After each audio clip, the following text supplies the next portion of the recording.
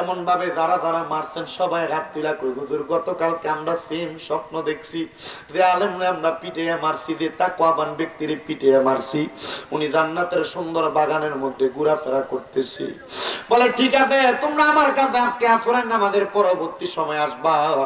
আসরের নামাজের পরবর্তী সময় যখন সবাই আসছি, ওই হুজুর মুরাকাবা কইরা আমার আল্লাহর পক্ষ থেকে জানার চেষ্টা করছি। উনি বলেন, হে এলাকার মানুষ, তোমরা যারা ওই আলেমরে মারছো, দুনিয়ার কোন সাধারণ মানুষরে মারো নাই, একজন তাকওয়াবান আলেমরে মারছো। যে ব্যক্তি আল্লাহরে ভয় করত, একজনের ঘরে খাবার খাইতো আর একজনের ঘরে খাইতো না, উনি ওই মানুষের ঘরে খাবার খাইতো না। যে মানুষটা নামাজ পড়তো না, যে মানুষটা বেনামাজি ছিল, যে মানুষটা হারাম খাইতো, ওই আলেমটা ওই ব্যক্তির ঘরে খাইতো না, কারণ সে বড় তাকওয়াবান ছিল। খারাপ মানুষের ঘরে সে খানা খাইতো না, ভালো মানের মানুষ হলো তার ঘরে খানা খাইতো। তোমরা তারে পিঠে মারছো, জান্নাতের মধ্যে লোকটা এমনি এমনি যায় নাই। এই ব্যক্তি তাকওয়া নামক পোশাকটা গায়ে লাগানোর কারণে, আল্লাহর বেশি ভয় কইরা চলার কারণে এই ব্যক্তিটা জান্নাতের মধ্যে প্রবেশ করছে। বাজানো একজন আলেম মানুষ হইয়া যদি তাকওয়াটা অর্জন করার কারণে, আল্লাহরে বেশি ভয় করার কারণে অন্ধকার কবরে যাওয়ার পরে জান্নাত পাইয়া গেছে, আমরা যদি তাকওয়া মানে আল্লাহরে বেশি বেশি করে ভয় করি, আমাদেরকে আল্লাহ তাআলা মরার পরে জান্নাত দিতে পারে কি পারে না? মুসলমান, জান্নাত তো অনেক দূর, জান্নাত তো অনেক দূর, কিন্তু ওই জান্নাতে যাওয়ার আগে তোমার অনেকগুলো স্টেশন পাড়ি দেওয়া লাগবে। হুজুর, কোন স্টেশন পাড়ি দেওয়া লাগবে? এক নাম্বার, তোমাকে সাখারাতুল মউতের বিছানাটা পাড়ি দেওয়া লাগবে। হুজুর, সাখারাতুল মউতের বিছানা কোনটাকে বলা হয়? বাবারে, সাখারাতুল মউতের বিছানা বলা হয় ওইটাকে। দেখবেন মানুষ ইন্তেকাল করার আগে মৃত্যুর বিছানার মধ্যে ছটফট করে, পানি পানি করে। মানুষ যেই ব্যক্তিটা মারা যাবে কেউ বোঝে কেউ বোঝে না।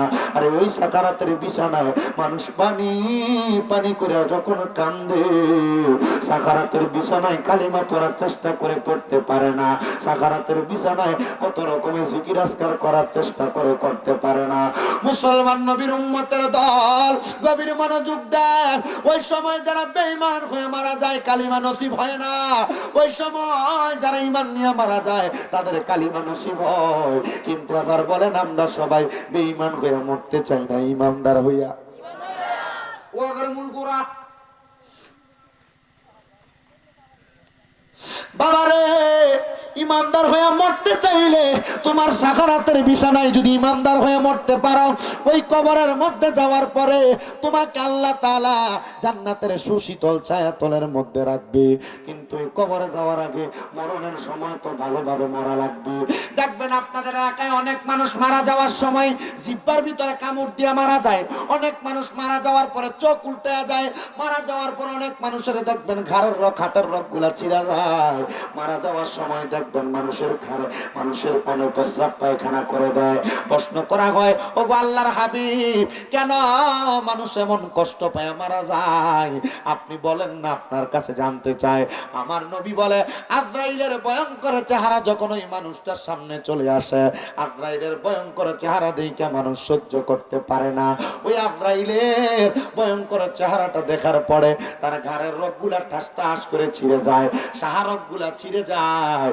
ওই সময় বান্দাটা রগগুলা ছিঁড়ে যাওয়ার কারণে ওই বান্দাটা যখন তার রক্ত চলাচল করতে পারে না, বান্দার নাকার মুখ দিয়া রক্তগুলা বাইরে হয়ে যায়। বান্দার ভয় পায়া বান্দা আজরাইলের সঙ্গে কথা বলার চেষ্টা করে, কিন্তু বান্দা কথা বলতে পারে না। বান্দার জিহ্বাটা দাঁতের চোয়ালের মাধ্যমে আটকা পড়ে যায়। বান্দার চোখের ইশারা দিয়ে বোঝানোর চেষ্টা করে, বান্দার চোখগুলা উল্টে যায়। আজরাইলের দিকে তাকাইতে তাকাইতে বান্দা তখন ভয় পাইয়া মৌতের বিছানার মধ্যে প্রস্রাব পায়খানা করে দেয়। এ কাকুরা কান্দের যুবক, কাকুরা কান্দের মুরব্বীরা, কাকুরা কান্দের পর্দার অন্তরালের মা বোনেরা, এমন কষ্ট পায়া তো আমরা মরতে চাই না, আমরা তো ইমানদার হয়ে মরতে চাই। নবী গো,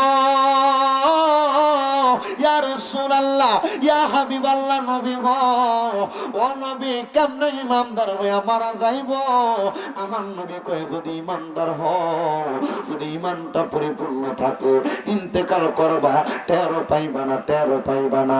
আল্লাহর নবী রহমাতুল লিল আলামিন নবী আমার কয়, যদি ইমানদার হয়ে মরতে পারো, আজরাইল কখন রূহ নিছে তুমি টের পাইবা না। নবী গো, কেন?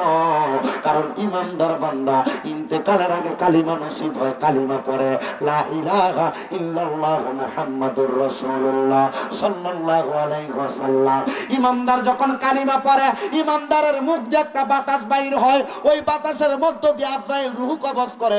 ছোট্ট বাচ্চার মাথার মধ্যে হাত বুলিয়ে দিলে ছোট্ট বাচ্চা যেমন ভাবে বিছানার মধ্যে ঘুমিয়ে যায়, ইমানদার বান্দাটা কালিমা পড়ার সময় রূহটা কবজ করলে ইমানদার ছোট বাচ্চাদের মতো ঘুমিয়ে যায়, কখন রূহ কবজ করা হইল টের পায় নাই। আর যারা বেঈমানের মতো মারা যায়, এদের রূহ নেওয়ার জন্য সময় এরা চেষ্টা করে, কত কষ্ট করে, চিৎকার করে, এরা পারে না, বাঁচতে পারে না, কারণ ওই বান্দাটা দুনিয়াতে ইমানটাকে পরিপূর্ণ করে নাই। আল্লাহর নবী বলে, বেঈমানের কবর এক রকম, ইমানদারের কবর এক রকম। ইয়া রাসূলুল্লাহ, ইয়া হাবিবাল্লাহ, নবী আপনার কাছে জানতে চাই, বেঈমানের কবর কেমন হবে? নবী কয়, অন্ধকার, অন্ধকার, অন্ধকার। ইয়া রাসূলুল্লাহ, ইমানদারের কবরটা কেমন হবে আপনার কাছে জানতে চাই। নবী আমার কয়, উম্মত শোনো, শোনো, ওই বেঈমান মানুষের পরে ইমানদার বান্দার কবরটা এমন সুন্দর হবে। ইমানদার বান্দা তো কোনোদিন নামাজ ছাড়ে নাই, 5 ওয়াক্ত নামাজ পড়ছে। যে বান্দা নামাজ পড়ে সে বান্দা ওযু করেনি রে বাবা। ওই বান্দা ওযু করার কারণে ইমানদার বান্দার চেহারার মধ্যে এমন একটা নূরের তাজাল্লি থাকবে, ইমানদার বান্দার চেহারাটার উজ্জ্বলতার কারণে ইমানদার বান্দার কবরটা আলোকিত হয়ে যাবে। আরে এই কবরে দুইজন ফেরেশতা আসে রে, মুনকার আর নকির। ওই মুনকার নকির ফেরেশতারা আল্লাহর কাছে জানতে চায়, আল্লাহ, এই বান্দার কবর কেন এত আলোকিত, এত সুন্দর দেখা যায়? মুনকার নকির ফেরেশতারে আমার আল্লাহ জবাব দেয়, বান্দা 5 ওয়াক্ত নামাজের আগে 5 বার ওযু করার কারণে বান্দার চেহারার মধ্য থেকে সকল প্রকার জুলুমাত, অন্ধকার দূর কইরা আমি আল্লাহ তার চেহারার মধ্যে নূরের তাজাল্লি লাগিয়ে দিছি। আপনারা বলেন, ওই কবর আলোকিত করার জন্য আমরা সবাই দুনিয়াতে 5 ওয়াক্ত নামাজের আগে ওযু করলে আমার আল্লাহ ওই কবরটারে সুন্দর করতে পারে কি পারে না? ওই কবরকে সুন্দর করতে পারে। ওই কবর সুন্দর করার জন্য এ মুসলমান, দুনিয়ার ঘরকে সুন্দর করার জন্য মানুষ ঘরকে ভিটপাকা করে, আবার আরো সুন্দর করতে হইলে টাইলস করে। ও মুসলমান, তোমার কবরের ঘরটা সুন্দর করার জন্য তুমি কি করলা?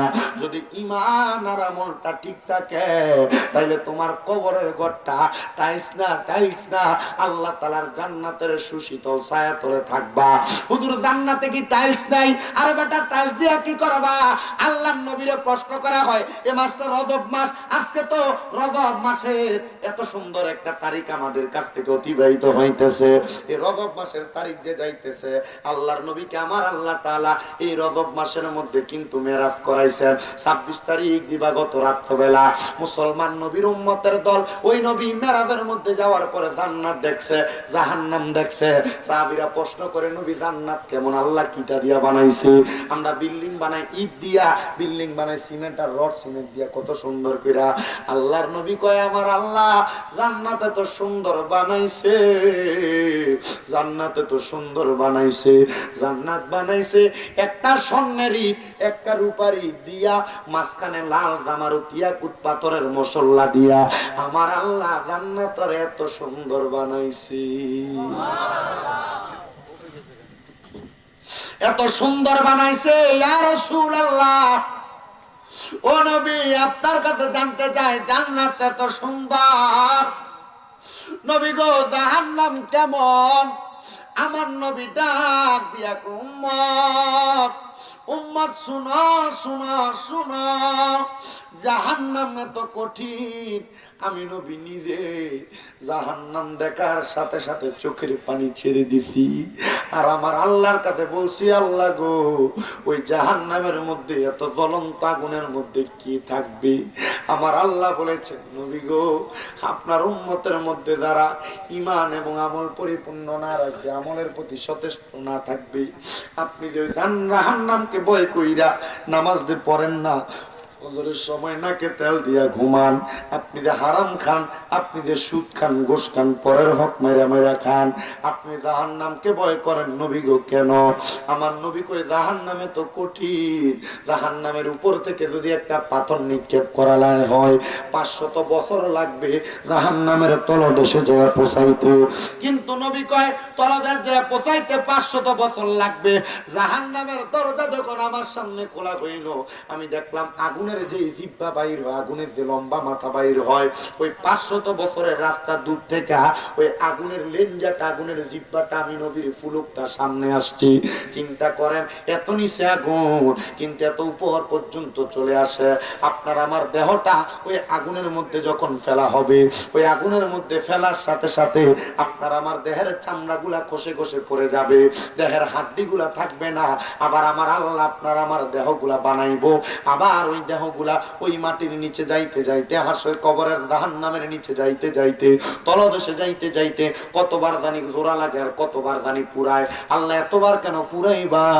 একবার পুরাইলে তো হইয়া যায়। আল্লাহ তখন বলতে থাকবে, বান্দা গুনাহ তো একবার করো নাই, বারবার করছো, বারবার গুনাহ করার কারণে তোমাকে বারবার পুরানো হচ্ছে। এই জন্য গুনাহ যা হয়েছে খামোশ, গুনাহ যা হয়েছে বন্ধ করেন, এখন থেকে তওবা করেন। দেখবেন আমার আল্লাহর কাছে তওবা করলে আল্লাহ মাফ করে দেয়। আল্লাহ নৈরাশ করে না। আল্লাহ কয়, লা তাকুনাতু মির রাহমাতিল্লাহ, ইন্নাল্লাহা ইয়াগফিরুয যুনুবা জামিআ, ইন্নাহু হুয়াল গফুরুর রহিম। ও মুসলমান, নবীর উম্মতের দল, আশিক রাসূল বাবাজিরা, বন্ধুরা, ওই জান্নাত তো অনেক পরের রাস্তা। কবরের পরে হাসরের ময়দান নামক একটা জায়গা আছে, যেটা জান্নাতে যাওয়ার আগে, যে জায়গার মধ্যে আপনাকে, আমাকে, বড় হুজুরকে, বড় পীর সাহেবকে, এলাকার ভালো মানুষ, খারাপ মানুষ, সবাইকে হাজির করা হবে ওই হাসরের মাঠে। হাদিস শরীফে হাসরের ময়দানের পরিচয় দেওয়া হচ্ছে। ওই হাসরের ময়দান 40,000 বছরের রাস্তা লম্বা। কত হাজার? 40,000 বছরের রাস্তা লম্বা। এটা দৈর্ঘ্য যেমন লম্বা, প্রস্থ তেমন লম্বা। মনে করেন এই প্যান্ডেলটা করা হয়েছে 35 হাত, নাকি 35 হাত না, 35 হাত ধরলাম, 40 হাত। এটা লম্বাতে যেমন 40 হাত, প্রস্থতে মানে ফাটাইলে এটারও 40 হাত। নবী কয়, হাসরের ময়দান 40,000 বছরের রাস্তা, যেমন লম্বাতে তেমন প্রস্থতে, যেমন দৈর্ঘ্যতে তেমন প্রস্তুতি। পরে 40,000 বছর লাগবে ফুলসেরাত পারি দিতে। সেই দিন তোমায় পার করবে কে? সেই দিন তোমায় পার করবে কে? মুহাম্মদ রাসূল। আখিরাত পার হবি তুই ফুলসেরাতের পোল। আখিরাত পার হবি তুই ফুলসেরাতের পোল। লা ইলাহা ইল্লাল্লাহ, লা ইলাহা ইল্লাল্লাহ মুহাম্মদ রাসূল। আখিরাত পার হবি তুই ফুলসেরাতের পোল। আল্লাহ যেদিন কাজী হবে, নফসি নফসি বলবে সবে। ওই হাসরের ময়দানে আল্লাহ কিন্তু একটা আসন নিয়ে আল্লাহ বান্দার বিচার করার জন্য দাঁড়াবে, কাহার রূপ ধারণ করবে। আল্লাহ যেদিন কাহার হবে, নফসি নফসি বলবে সবে। সেই দিন তোমায় পার করবে কে? সেই দিন তোমায় পার করবে কে? মুহাম্মদ রাসূল। আখিরাত পার হবি তুই ফুলসেরাতের পোল। আখিরাত পার হবি তুই ফুলসিরাতের ফুল। ইয়া রাসূলুল্লাহ, নবী গো, ও দয়ার নবী, মায়ার নবী, রাহমাতুল লিল আলামিন নবী, ওই ফুলসিরাত হাসরের ময়দানটা এত কঠিন হবে। নবী কয় হাসরের ময়দানের নিচটা হবে তামার মতো, এমন আগুনের মতো উত্তপ্ত গরম। হাসরের ময়দানের মধ্যে মানুষগুলা দাঁড়ায় থাকতে বড় কষ্ট হবে। এমন কিছু জায়গা থাকবে হাসরের ময়দানের, এরা গামের সাগরের মধ্যে সাঁতার কাটবে। হাসরের ময়দানের এমন একটা অবস্থা হবে, দুর্গন্ধময় দুর্গন্ধময় হয়ে যাবে। সবাই ওই হাসরের ময়দানে উলঙ্গ অবস্থায় উঠবে, কেউ কিন্তু কারণ লজ্জাস্থানের দিকে তাকাবে না। ইয়া রাসূলুল্লাহ, কেন? বলে ওই সময় তারা নফসি নফসি নফসি নফসি করবে, নিজের জন্য কানবে। ওই হাসরের ময়দানে বাঁচতে পারবে না তারা যখন নিজের জন্য বারবার বারবার কান্না করবে। আমার নবী ডাক দিয়ে উম্মত, ওই হাসরের ময়দানে দাঁড়ায় থাকবা তো দূরের কথা, ওই হাসরের ময়দানে থাকা তোমাদের জন্য বড় কষ্টকর। শোনেন, হাসরের ময়দানের উদাহরণ আমি আরেকটা উদাহরণ দিয়া দেই। আরে বাবা, সামদেশের একজন বাদশা, একদিন উনি উনার একজন প্রজাকে ডাক দিলেন এবং উনার রাজ্যের যিনি মন্ত্রী তাকে ডাক দিলেন। ডাক দিয়া মন্ত্রীকে 500 টাকা দিয়া বললেন, আর প্রজাকে 5 টাকা দিয়া বললেন, হে প্রজা, তুমি 5 টাকা আগামীকালকে আসর পর্যন্ত খরচ করবা। আর মন্ত্রীকে বলল, মন্ত্রী তুমি 500 টাকা আগামীকালকে আসর পর্যন্ত খরচ করবা, তবে আগামীকালকে তোমরা আমাকে 500 টাকার 5 টাকার হিসাব দেওয়া লাগবে। মন্ত্রী মানুষ তারে 500 টাকা দিছে, প্রজা মানুষ তারে 5 টাকা দিয়া বলছে, তুমি তোমার 500 টাকার হিসাব দিবা কালকে আসরের সময়, তুমি তোমার 5 টাকার হিসাব দিবা কালকে আসরের নামাজের সময়। এবার ওই মন্ত্রীটার এবং ওই প্রজাটার কথাটা মনে কইরা ওই বাদশা এলাকার মানুষকে বললেন, হে আমার এলাকার মানুষরা, তোমরা আমার কাছে আগামীকালকে চলে আসবা। আমার কাছে আসলে আসরের নামাজের পরে তোমাদেরকে হাসরের ময়দান সম্পর্কে একটা উদাহরণ দিব। এবার ওই প্রজা চিন্তা করলেন, দিছে তোমার তো 5 টাকা, 5 টাকা দিয়ে আর কি পাওয়া যাবে? রাজা বাদশা মানুষ দিছে, এটা আমি আমার কাছে স্মৃতি হিসেবে রাইখা দেই, রেখে দিছি। আর ওই মন্ত্রী মহাদয় 500 টাকা পাইয়া সুন্দর চাউলের পোলাও, সুন্দর ভালো ভালো খাবার সব নিয়ে ফুর্তি আমোদ করেছে। কিন্তু ওই দিক দিয়া বাদশা আসরের নামাজের আগে বড় একটা চুলার মতো বানাইছে। চুলার মতো বানাইয়া আগুনের গরম একটা তাওয়া, লোহার তাওয়া ওই চুলার উপরে দিছে। ভাই সাহেব, জানতে চাই, নিচে দিয়া দাও দাও করে আগুন জ্বলে, আর লোহার তাওয়াটা আগুনে কি ঠান্ডা থাকে না গরম? আসরের নামাজের সময় পদও আসছে, মন্ত্রী আসছে, হিসাব দাও। ওই পদা কয়, বাদশা কিভাবে? বলে, এটার উপরে দাঁড়াইবা, তোমার 5 টাকা তুমি কেমনে খরচ করলা হিসাব দিবা। মন্ত্রীর ডাক দিয়া কয়, মন্ত্রী তুমি তোমার 500 টাকা কেমনে খরচ করলা হিসাব দিবা।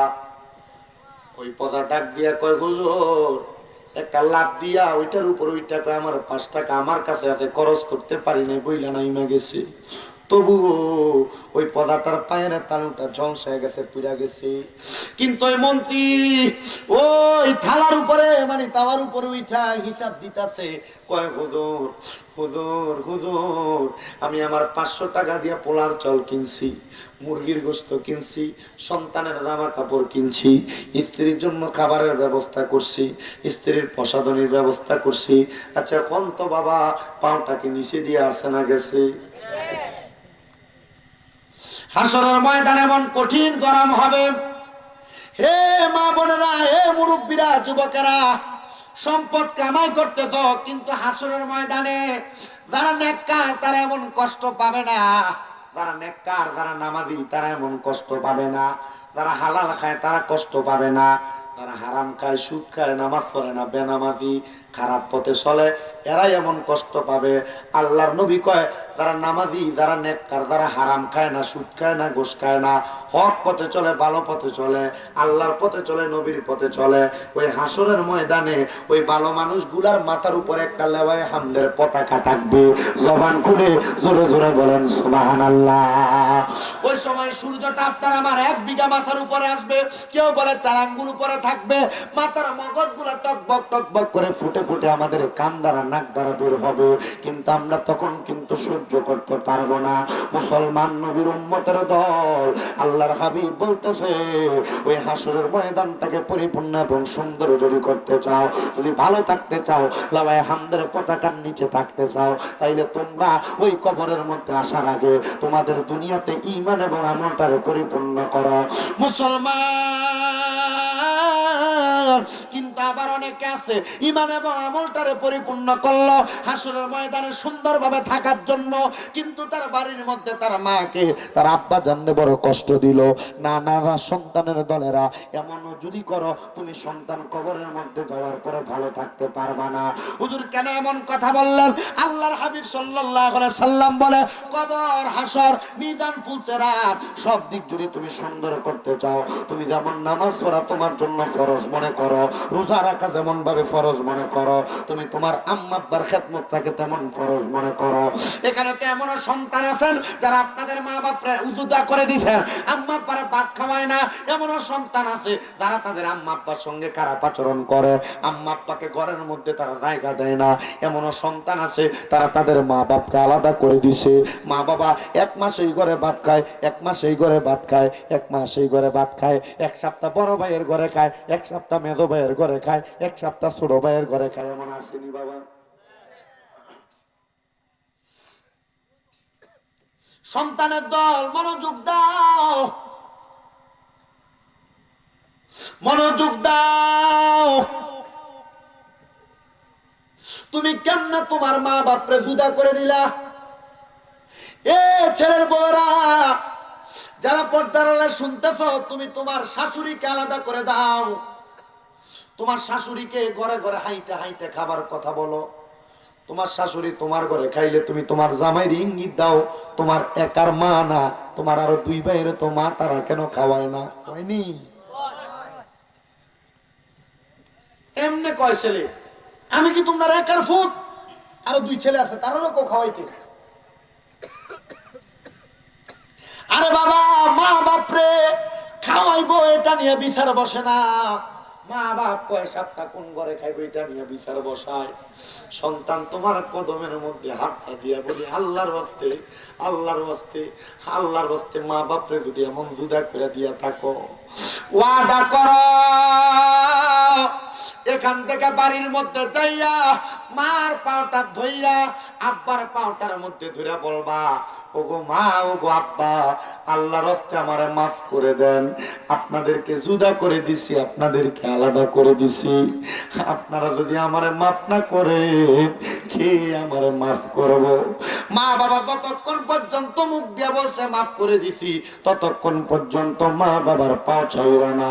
কারণ আল্লাহর পরে নবী আমার, আল্লাহর পরে নবী আমার, তারপরে মা জননী, মাঝে আমার নয়নের মনে কন্যা, মাঝে আমার নয়নের মনে।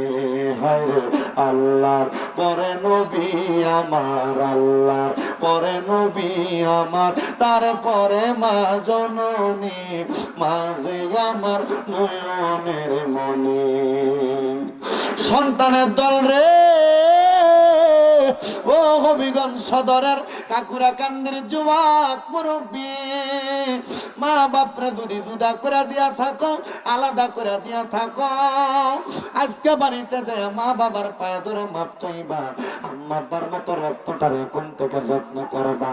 বউ যদি কয় খাওয়াইবা না, না না, আম্মা আব্বার বলবা, হ্যাঁ এ আম্মা আব্বা, এতদিন আপনাদেরকে খাওয়াইতে পারি নাই, এখন থেকে আমি সন্তানের ঘরে আপনি 12 মাস খানা খাইবেন, অসুবিধা নাই। মা বাপরে খাওয়াইলে সন্তানের সম্পদ কমে না, সন্তানের সম্পদ বাড়াইয়া দেয় একজন, তিনি কে?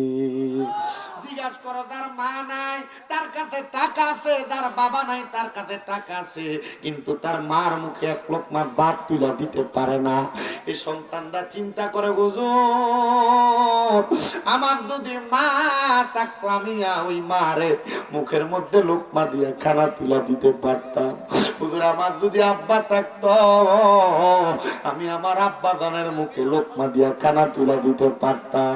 আরে কোন আব্বারে খানা দাও না যে আব্বা জান নিজের রক্তরে পানি বানাইছে, বন্ধে বন্ধে খাম কইরা খেতে খেতে খাম কইরা তুমি ফুতের মুখের মধ্যে খানা তুলে দিছে, তুমি সন্তানদের দামি দামি জামা কাপড় পরাইছে, ওই আব্বা নিজের গাম গুলারে মাথার গাম পায়ে ফালায়া তুমি সন্তানরে মানুষের মতো মানুষ বানাইছে, নিজে সিরালুঙ্গি পরছে, তোমার দামি জামা কাপড় পরাইছে। আজকে তুমি সন্তানের কাছে লাখ লাখ টাকা, কিন্তু তুমি সন্তান তোমার আব্বারে 500 টাকা দিয়া কিনে একটা কাপড় পরাইতে পারো না, তোমার আব্বা জানরে একটা শার্ট কিনা দিতে পারো না, আব্বা জানরে একটা লুঙ্গি কিনা পরাইতে পারো না। আব্বা জান অন্ধকার কবরে শুয়া রইছে। এই সন্তানের দলেরা তোমার টাকা দিয়া কি হবে যদি তুমি তোমার টাকা দিয়া মা বাপকে সুখ না দিতে পারো? কি হইব তোমার সম্পদ দিয়া? তোমার মা ফিরা কাপড়টা পরতো, স্কুলে মাদ্রাসায় যাইতে মা কাপড় রাস্তা থেকে 5-10 টাকা খুইলা তুমি পুতেরে দিয়া দিত। আজকে তোমার মা কবরে, তোমার আব্বা জান কবরে। একবার চিন্তা করো, ঘরের মধ্যে মুরগি পাললে, মুরগিটা প্রথম ডিমটা পাললে তুমি ফুতেরে খাওয়াইতো। মা চিন্তা করতে আমার সন্তানের শরীরে শক্তি হবে, ব্রেনটা ভালো হবে। আজকে তুমি ফুতের ঘরে তোমার মা খানা পায় না। সন্তান তোমার ঈদে নতুন জামা কিনা দেওয়ার জন্য মা বলতো আমি তো ঘর থেকে বাইরে হই না, ফুতের নতুন জামা কাপড় কিনা দেন।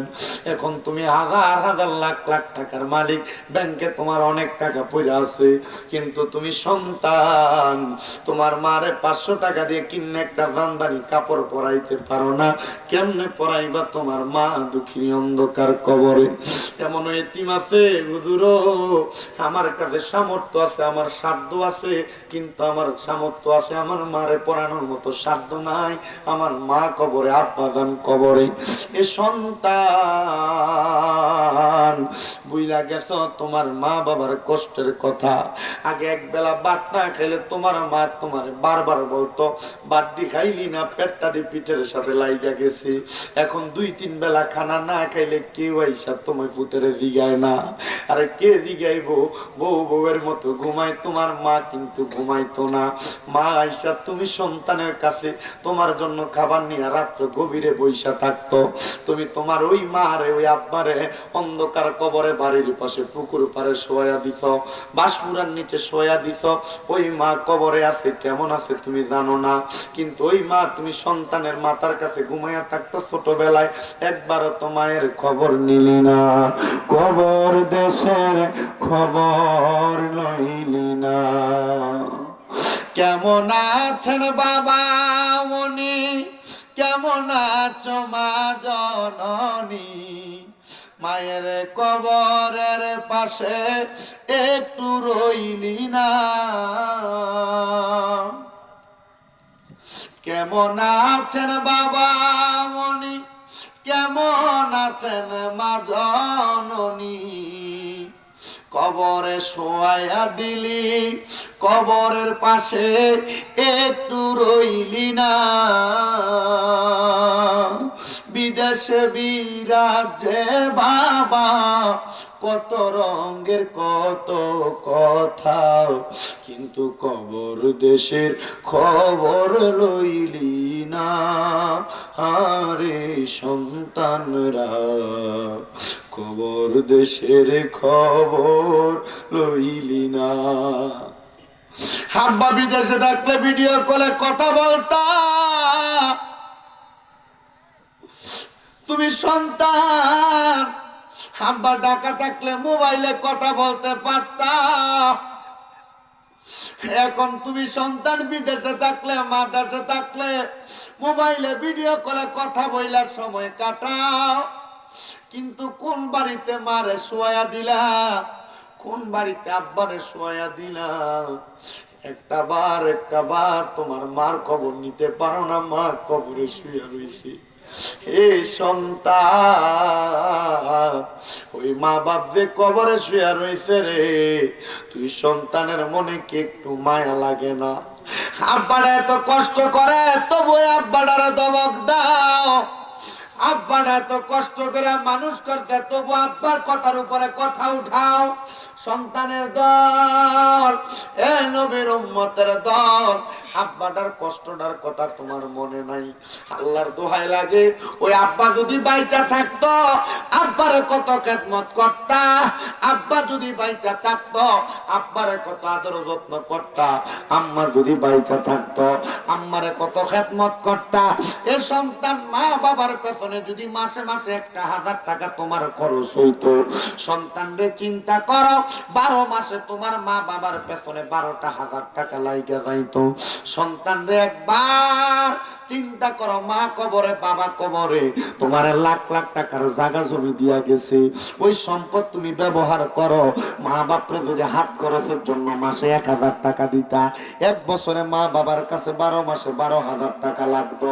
ও সন্তান, তোমার মা কবরে মার 1,000 টাকা দিতে পারো না, আব্বার হাতে একটা দামি কাপড় কিনা দিতে পারো না। আব্বা আম্মা কবরে আব্বা আম্মা যে জায়গা জমি তোমারে দিয়া গেছে, মাসে যদি 5,000 টাকা করে ভাড়া দিতা, 12 মাসে 60,000 টাকা ভাড়া লাগতো। ওই ভাড়াও দেওয়া লাগে না। আম্মা আব্বা যে কবরে শুয়ে রয়েছে, তুমি তোমার মা বাবার কবরে একটু ইসালে সওয়াব দেওয়ার জন্য, মা বাবার সিন্নি করার নিয়তে একটা সন্তান নিয়ে আসো, হাতরা বাড়ায় কইবা হুজুর আগামী বছরে মা বাবার জন্য মোহাব্বত কইরা এই মাহফিলের প্যান্ডেলটা দিমু, আল্লাহ যেন আমার মা বাপরে জান্নাতের সামিয়ানার নিচে রাখে। আগামী বছর মাইকের খরচটা দিমু, আল্লাহ